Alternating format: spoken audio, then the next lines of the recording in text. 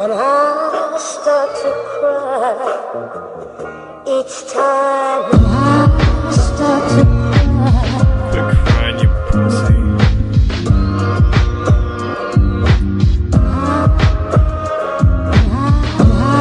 I start to cry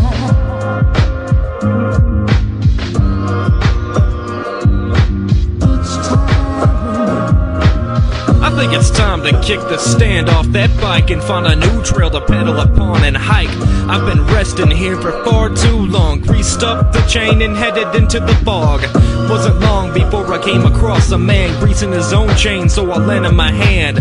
Told me about the trails he traveled on his own bike, and I started to see the rust resembled his life. Dry like his eyes, crumbling like his pride, solid to the touch, falling apart inside. And I wondered why such a nice man had nothing to show for the rust in his hands. But I can't dwell, there's too little time before my chain breaks and I'm forced to ghost ride. On the side of the path, maybe a mile down, I heard a friendly voice calling my name and shouts. I found a dull face covered in blonde hair. The blank stare meant she was either bored or scared. The pegs on her bike read fake savior. She asked, do I want the fruits of her parents' labor? I said, I'm sorry, but I'm too busy to pop cherries, and please stay the fuck outside of my cemetery.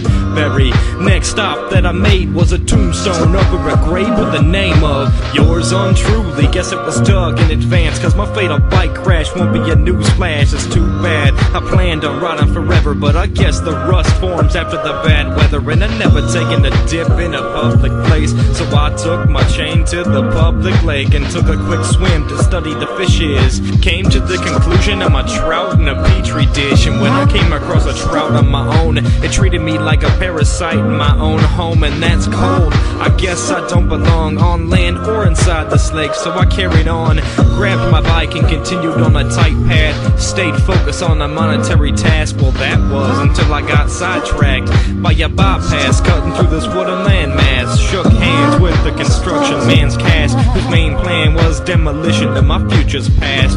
But when my hands got back to myself, I got my bike back and rode into wealth, because when I started to push the pedals again, my bike chain split and hit the pavement. I just wanted to get back on my path, but all I could do was view my bike and laugh. I'd been off the trail for so many days that I didn't recognize the rust growing on my chain, and as I stained my hands into a deep bronze, I realized the bike held me back all along. So I ditched my bike, my path, and I walked as slow as I could to no destination at all. I just had to get away from the dirt path or end up with nothing but rust on my hands. Found another lake with a lone tree, walked towards the shade and sat underneath, and finally had some time to think and decided that my real path's map is 3D.